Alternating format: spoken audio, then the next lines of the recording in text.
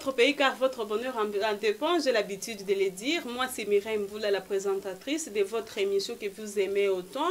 Nous émettons en Kinshasa, en République démocratique du Congo. Pour ceux qui ne connaissent pas Kinshasa, c'est où? C'est la capitale de la RDC. Voilà, sur ce plateau, je ne suis pas seule. J'ai reçu pour vous un homme que vous avez aimé, vous avez insulté parfois. On est là toujours pour vous servir et répondre à vos questions. On doit discuter sur un sujet que l'un de votre Congolais de diaspora nous a envoyé. Il est un peu attristé de voir ce qui se passe, comment, mais ça va se savoir sur ce plateau. Sur ce plateau, c'est Flash News qui va répondre sur toutes vos questions que vous nous avez envoyées. Mbote Nico. Ouais, mbote maman journaliste. Oto linganga mingi. Po mituna na yoso tuna biso do stadi ezapoto kundola maye Etienne Tshisekedi apesa na biso. Ah, descendance à Etienne Tshisekedi. Même habillement, ça dit. Merci beaucoup. Merci pour l'habillement. Pour mon numéro idole. Tina moté mezaka bongo. Donc ton dima ko bunda pona mboka, ton dima ko beta man, ton dima ko beta ma ba fimbu, ton dima ba ko tsabiso na ba aneur, ton dima ba ko tsabiso na ba kasho, ton dima ko vanda penza ba une semaine, 2 semaines, mais ba musu pe ba kota ba prison malgré biso ba musu to kota prison te, ba musu ba kota prison pona makambo ya Fati Betompe, papa Etienne Tshisekedi wa Mulumba. Lelo, lit naye, et puis biso pouvoir. Pouvoir pour le peuple. Vous comprenez, c'est un militant de l'IDPS dans le sang, hein, et ça n'a makila ya ko forcer égalité. Mais Flash News, le loto bengi sur ce plateau pour répondre à un Congolais qui vit à l'étranger. Na kombo ya songa lo mamu banji batu bayebi bien. Alors abanda ko mitungisa, alobi amonaki avec Pascal Mukuna ko bunda. Oh, nakangisi Kabila n'a porté plainte et toko samba na ina CPI na surprise ya bato nyonso bamonaka ndeko wana akoti prison nakobima na ye litu wana esili abakisi lisusu mutu na boye alobi Kabila abimi Kinshasa akoti ti na ba province ezali ba frontière ye moko aza mutu ya atambolaka mingi ayebi ba frontière là ça demande rien pour na akota Zambie, ça demande rien pour akota Tanzanie. Alors démarche nyonso moko na sala, qu'est-ce qui se passe? Abimi prison bakangisi munoko et pas ya Félix, pourquoi? Omoni peuple congolais pona koyebisa na batu pe ba président na ngai o ngana linga mingi ba boss na nga o na linga mingi surtout mon boss o ya na Afrique du Sud. Alors oui, business. Oh les grands business ngana benga les grands business. Alors pona ko pesa ye e ya no motuna na ye ezali nini tozali ba politicien ngai kanta mona ye na kata plateau nazali politicien na je ne suis pas un simple rangueur. Oya côté le maga lobby esili wana non. Moi on m'invite na plateau na ye na lobeli oyo ezoleka na mboka. Voilà. Avec Mukuna apporta qui plainte na Hippolyte Kanambe. Son nom n'est pas Kabila. Son nom est Hippolyte Kanambe Kazembere. Alors moi na ya maman ya Marceline. Si Fatia. Moi na ya Marceline. Na lobaki maman 6 fois azali maman ya Hippolyte te. Et puis les noms là qu'on avait surnommé, oh ba pesa ki na ye Kabila, eza kombo kaka bazwa ki yango na ba katanye ba pesi Kabila. OK, c'est un peu ça. Voilà. On a quoi éclaircir. Ce qui avec Mukuna akene kofunda, c'est-à-dire crime oyo Hippolyte asalaki na kata mboka oyo ezalaki ebele. To monaki na batebele abomaki bango ba fausse commune, ba makamunion so ba guerre o ezana ba est po ibaka ba minerai ya peuple congolais ke na koteka ba biloko nyonso yango atali ba massacre tout o ya salaki ndo monaki ke avec Mukuna kendaki koteka ye. Mais au moment où avec Mukuna autant ye na ni Hippolyte Kanambe zaki na kati ya pouvoir ya lokuta moyibi o ya nyokoli peuple congolais pe ko boma peuple congolais moyen avec Mukuna loba ezalité. Même la Bible le dit aussi que moto azali na pouvoir azo mérité honneur.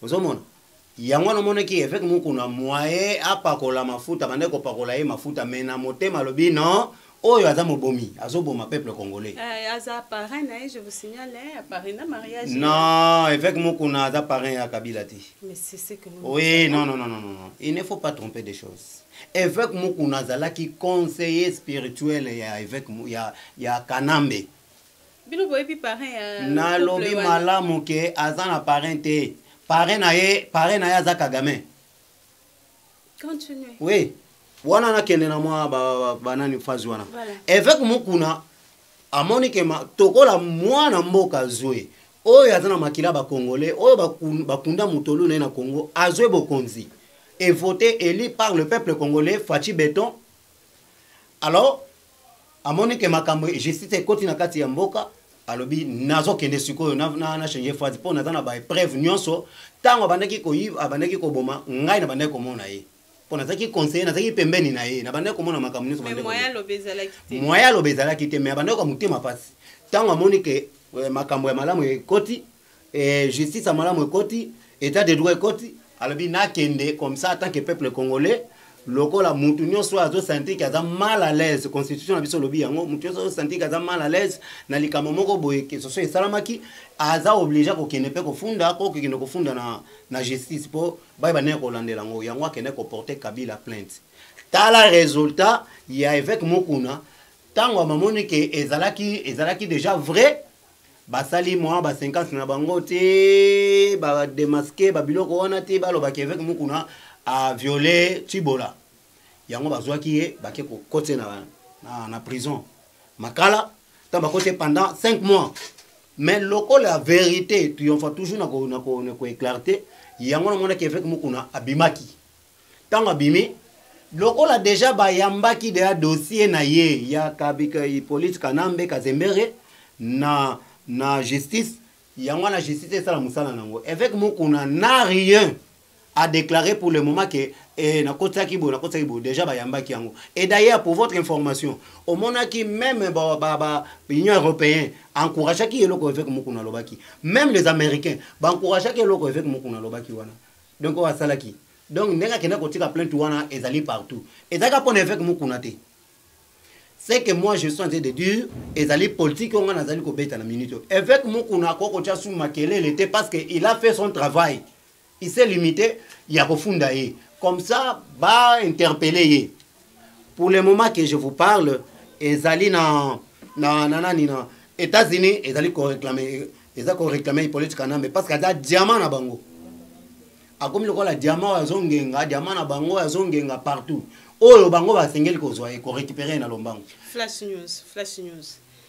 Oh, expliquez bien ou défendre avec Mukuna. Mais ce qui est grave, Flash News, c'était prévu, biso na bino, biso presse, na bino, ba homme politique, c'était prévu que Kabila ne pouvait pas quitter d'abord la capitale. Est-ce que je peux finir d'abord? Je dois d'abord terminer ma question. D'accord. Kabila a longé Kinshasa. Le jour où va dissoudre l'Assemblée nationale, Kabila Zuka a Jean Andila accueilli comme si rien n'était. Azokende bozo mona ndenge azokende et puis rich boy business abi côté kuno azai accueilli frontière eza nango eloko te donc un pas à ne libanda mais qu'est-ce qui se passe Félix aussi azo protéger parce que na ba lobarani na ba papier na bango ba signa wana et koko zala pe ba signer ça Félix que donc oko protéger ngai donc c'est payé ko zwanga te c'est pourquoi tozo mona vie azokende azokende loko pe zo empêcher ezati. Vous ne voyez pas qu'il est comme il peut suspect? Bon, ce qui s'est payé. Mais il y a mon tout ça. N'a tout ni question. Ce qui s'est payé. Mais ça souhait battu. Ouais, je vous affirme bien, en tant que peuple congolais, en tant que l'originaire Yamboka Congo, c'est payé sur Kabila. Donc, na bakoro ba signa ki baloba ki Félix yo kanga monoro na yo. Ah, quel accord? Toi, tu as l'accord là, cet accord. Mais bakoro, tu es journaliste, non? Tu as cet accord. Qui en parle, c'est tout le monde qui a les accords. Il ne faut pas dire des mensonges. Là où il n'y a pas de dos. Nani, lelo ba ben, oyebi ke lelo ba bengani nemi muilanya. Yem ta bandai mambo abi moi j'étais là.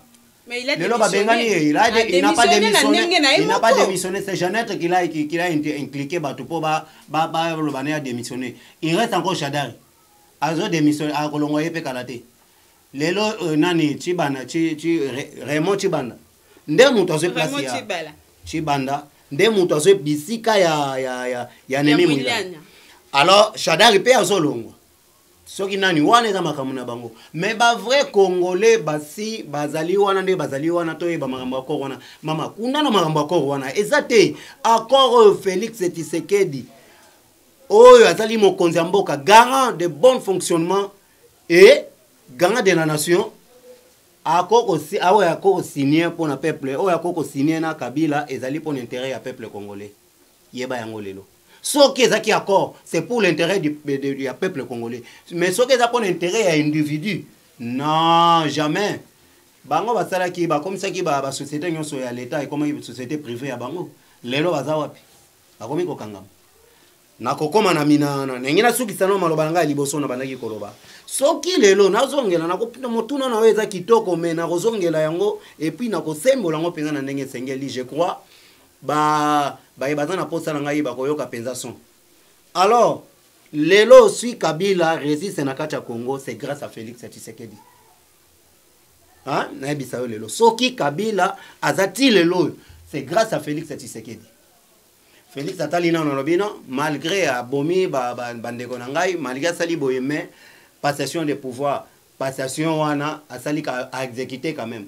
Mais zaki na force hein so yebango bien na pesa yo politique mususu zaki na force on zaki bana c'était les américains lokola bana ko coopérer na Kagame oyoka inde Kagame azoya Kagame azoya ti lelo Kagame koma ayana onte alongwa pe makambo ya nani ao na skoli maboko na makambo ya RDC ona sali bo melelo bangonde bazali click na Museveni na Kagame na ba opposant y compris na ba opposant mususu.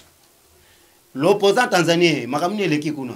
Oui, c'est la possède. Alors, tango Kabila abandaki koboya effectivement abandaki koboya kwa bima mboka. Balobi akobima mboka te sans que mokonzi mboka avant mokonzi mboka loba. Il est libre, il peut être libre pour aller à lobby ba bandeko na ye. Soki za bandeko na solo so ipa lokota mais biso to bi azana ndeko na Kongo wate. Bandeko na bazana Rwanda. Ba mususu pendambu bazape kuna na Burundi na banani Uganda kuna mais awa na Congo ndeko nata moko azate yango na loba ke à chaque fois moto ya ndima ko porter garant ki aloba ke ngande mama na ye tozana problème biso mibale na ye oui tozana problème biso mibale na ye donc il faut to ye bananu vérité wana uta wapi parce que maman biologique ya Kanambe politique Kanambe azali Marceline kombo na ye Marceline c'était une Rwandaise. Papa na ye kombo na ye Hippolyte Kanambe Kazemere ye azwaka kombo ya papa na ye aye kozwa kombo ya musée parce que lokola papa na ye azalaki ami ya musée abanda pe kosomba koyiba pe badiamaka kuna na este kuna zokende na Rwanda zoyiba tango ko kufa nde azwe mwana wana batikake na maboko ya musée lokola musée azalaki quand même na moi banani yango azalaki atikaki na maboko na ye ndaye ko baptiser kombo bakatange bazwe kombo na bango babaptiser babino yo pe ozaka Kabila. C'est pour montrer que les Congolais vous êtes faibles, facile à manipuler. Mais non les Congolais ne sont pas faibles. Est-ce que mutu lokola papa kiungwa kumwanza akoko zala nani faible yo oyebi katanga ndenge tele makasoki kiungwa zawana na minute to solo ba oyo Kabila il va aller à Katanga. Faire quoi? Il va aller à Katanga pour Arabia qui notala soi-disant bandeko na ye. Mais sa maman n'est pas là-bas. Sa maman est à Rwanda, Marceline, azana Rwanda. Bandeko, Ezali Flash News. Le problème en est que un homme congolais qui s'appelle Rich Boy Business, il nous a envoyé son audio pour demander au peuple congolais. Nous sommes où avec plainte, il y a évêque Mukuna parce que bazomona Kabila au filet ba congolais na maboko, hein, au filet ko. Donc a okende nae et notre président ne réagit même pas. C'est là où il y a un petit problème que nous, on commence maintenant à se poser 1000 questions. Mais qu'est-ce qui se passe? Ces messieurs devaient être même enfermés dans le paradis, mais on a vu, il y a un avion qui ils descendent à Kimi Pema Bambango, à Kimi Simo Pigeon.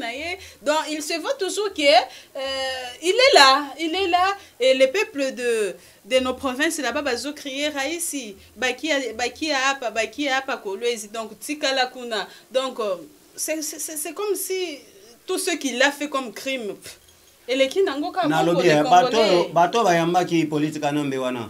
Yazo benga ye Kabila. Son nom n'est pas Kabila. Maman journaliste. D'accord. Son nom n'est pas Kabila. Son nom c'est Hippolyte Kanambe. Voilà. Hein? Il faut qu'on benga Kamutu na kombo na. Oui, là je serai à l'aise. Et sa femme vient de dire que na Congo pas ezana mutu mon côté koki azana souci à Congo comme son mari. Azate et puis pour elle ça langage que elle dit que c'est un homme correct, un homme correct anine moyibi non. Si il est en kati ya matière à moyibi. Mais c'est sa femme, c'est sa femme. Mais je te dis nazo pesa réponse pe na yemba la mo. Moi si na ende ba vivaka tout bazola la metu mon il connaît que son mari c'est un homme. Maman journaliste na lobi boye. Qui ezali ke moi si na ya lobby c'est-à-dire ayebi moyibi ayebi grandeur moyibi ya moyibi ya mobali na ye nde aye azo kumisa ye mais mutu loko la peuple congolais akoko kumisa mutu wana te il a tué ce pays à quoi simboka oyo les Congolais vous êtes des ingrats hein vous avez ingrat tout ce qu'il a fait pendant 18 ans et dis-moi moi j'ai quel âge est-ce que vous savez mon âge Nathan Mboula Boni combien il a fait du bon hein? Il n'a rien fait. Il a tué encore le pays à côté de Mboka on a kata libulu. Mais vous oubliez que c'est grâce à lui que vous avez des élections. Pombo était le manano, hein? Pombo était le méda et senga na justice c'est la madame. Pombo était le ma et senga ka en corruption et zalaté. Mais sa femme dit que c'est un homme bon. Mais un homme bon comment? Qu'est-ce qu'il a fait? Tout na ye nani Olive. Est-ce que bino boyeba ki ba ir? Na lobi, tout na na. Boyeba ki ba izola. Iyo na ngwana. Boyeba ki ba terme wana. Ya moyibi. Iyo na moyibi. Yo le quitté na 2006 mbemba leki oye ao ngayenda leki na 2011 Etienne Tshisekedi leki oyenda leki tango moni ke coopération yo kanano mama journaliste tango moni malamu ke coopération na yo wana banaye kosana na libanda bakeba kati yango ba misisa alors nde aye ba américain ba telemeli balobi cette fois-ci ceux qui ont meki ko bimisa muto ya biyo ko bimate ndoko mona yango moni abangi batela ke da minduki na tolo boyo bi ceux qui ont meki ka ko yoka mbuma na tolo po ba américain bango bateka ka mwamba te bateka bangu bate bateka ndema tuza ceux qui ont meki toyo je félicite les Congolais en direct pourquoi à l'époque il y a entre eux et à AFDL les Congolais bana tchangu je vous salue bakanga qui vraiment de rebelles na maboko bouyi mais ce qui se passe c'est quoi? Aujourd'hui à Kinshasa, on n'a pas besoin de la police ni FARDC pour te repérer, soi-disant Batomaboma, qu'ils ont des armes, qu'ils ont des dollars. Mais les Congolais, je vous félicite vraiment et que Dieu vous bénisse parce que vous assurez d'abord la sécurité de votre chef avant que entourage naie, sécurité naie et sécurisé, mais c'est nous-mêmes qui sécurisons notre président de la République. Je vous salue et continuez pour le bien de notre pays. Flash News, tozo mona bato maboma bazo bimisa bango ba arme, ba soi-disant bato maboma et puis ba dollars, bazo donc bazo se camoufler neti bato maboma, ce sont des mercenaires. Bozo mona te que quelque part nous étions mal entourés donc lingato sutukaka tongo boye masolo mususu. Masolo mususoni. Mais on était mal entourés. Non, Masolo mususoni ba fati. Mais un fou avec une lettre rédigée na combo ya Félix. Oui, merci beaucoup. Marambolobe est solo parce que service il y a avant service à Anerezala. Il y a que peuple congolais a déjà Anera liboso. Ça je le sais. Dans un système ya liso likolo ya liso. Donc pourquoi tozolo ba makambwana? Moi j'étais parmi ceux bao bakangaki mutu moko ya liboma o yazaki na caméra. O azalaki na appareil téléphonique, o azalaki pe na des cartes passeport, des passeports, ya kalana nouveau passeport o ebimi, o ya $99 et na mbongo $3000. Azui yango na maboko ya nani? Azui yango na maboko ya Nemi Mwilania. A livré bango. Vous avez des preuves que c'est oh mais le fou est là. Il a dit ça? Oui, il a dit ça, le fou. A dit ça. Nemi Mwilania. Mwilania Pessi. Ba Pessi est pas mon. Mais cet homme doit être poursuivi. Ah, mais quand on vous dit que Babande ko disque biso bande ko kangabiso elongi. To bande ko comprendre te peuple congolais assis à telemi. Pour mon konzi mboka azana susi mboka na peuple na ye. Et akoke abongisi ka mboka tiki mboka na mutu mususu po mutu ay bandenge na osembola yango. Donc soki kaka justice ndenge vandi malamu état de droit vandi kitoko ma peuple a komi ko se retrouver toko voter na biso pas toko voter le soute toko ba ke a toti kam so mamba vote wana comme ça yo continuer kaka kende na tina so non royaume te tozolo bango pona nini na lingi na yebisa yo pendant 18 ans oyo Kabila sali ezaki royaume te pendant 18 ans Kabila sali ezaki royaume te mais moi c'est à côté te moi na côté te mais ye moko a côté si yango nanko kasi po boza e ako longola moi noko na ye so e bakate Shadari wana Shadari so e Shadari ko noko ataka noko na ye to yebi ataka noko na ye donc bango nyonso bazali ba Rwandais hein ndeko ya mama na ye Marceline Shadari ataka Rwandais Kabila nani politique na mbepe azali pe Rwandais donc makambo koloba penza mingi ezali te na plateau ngai na lingaka obimisa mituna moko boya makasi oyo ngana ko répondre ndenge naza ko sembola ngo likambo ya suka tokotuna ezali na ba congolais bazo murmurer que Félix d'abord il fallait qu'il akanga Kabila tie non na makala atie na makala et puis CPI ya kozwela ye na makala Félix a traîné boende nini accord ba signa qui donc ezo neutraliser Félix moyen réagir exact c'est quelque part là où le Congolais voit qu'il y a quelque chose qui cloche naza ko tuna yo pe nazali ko répéter nazo tuna te na komi lokola yo te mais na ngena répondre yo na motuna na yo et puis motuna ngana tuna kape na batu nalobi accord nini oyo mokonzi ya mboka simiaki na Hippolyte Kanambe peut-être à protéger na ba bien non accord oyo peuple congolais azali kozela libumu ezala kotonda accord ezali intérêt ya peuple congolais sala musala accord banzela ebonga chose grave accord union sacrée ezaka bilongi wana me babongwani batu nyonso baza te ba vous êtes sûr oui oh, mais je t'assure.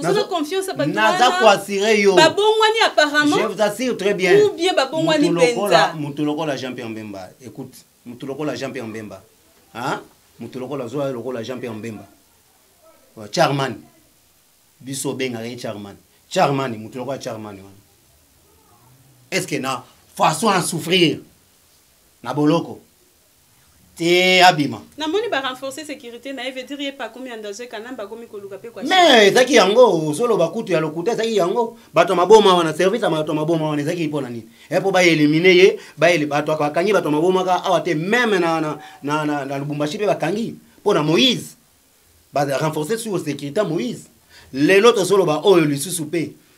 Nani Mabunda bandi ko gangela moko na bango kuna longwe kuna ya mwasi pare kombone soki Janine soki nani wana alongwe na kaya FCC andimi ko rejoindre union sacrée mais Janine Mabunda komi ko kanela ye abi akosala ye mabe aye pas armé comme tout monde qui babenga kenani les garçons yaki na arme na chaleur donc ça komi ko kanela veut dire komi pe armé mais yango na zana batu bazali na ba branche nyonso mais biso peuple congolais tokoki kolala tete tolala kate pona fati tolala kate pona fati beton tolala ka jamais tozala ka to éveiller ka butu moyi donc tozala réveiller comme kate na mutu wana pour le sel Josué na biso totela ki na ye après Moïse ezali azande Josué lokola Moïse akenda Josué ndatikali na moment oyo ba me kota biso na Kana ya sika to kota oyo banani président allemand lobini na lobi ngai na koya ko visiter Congo po yango eza kalate dans 10 ans esengele comme lokola allemand voilà. Naza sur que Rich Boy ayoki biano na mituna na ye soko zana mutu kozotambola nango sombi na Rich Boy business te oza véhiculé te hein azali solution pour na ba congolais azali pour solution pour na ba africain parce que tango azokita na RDC chômage ezo diminuer donc aye ko tia penza Félix Antoine Tshisekedi tilo beaucoup de pouces pour na to ya chômage ekita donc so ozana ba meuble ndako somba ngo na Rich Boy te vraiment wana eza ba biloko ndako te tu es obligé de changer voilà merci à mon PDG Jean-Paul Ikabea merci à maman Mami Zoa Flash News nazo peso liloba ya suka et puis on s'adresser mingi na Rich Boy business oya tuna ki mutuna na ye ozui petan na yo je vous signale que pour que akoma na studio na biso abunga ki trop parce que studio na biso ça vraiment moi kati tala kaka azui ba moto azui ba mituka pour répondre na mutuna ya compatriote na quel amour vraiment Rich Boy azolanda yo. Oui, merci beaucoup mon président Rich Boy. Aki nazo saluer mingi na linga rappel yo trop. Na yebi ke makambo bien ekoya ata lelo te lobi ekoya. Voilà. Pour pouvoir aider à biso. Voilà.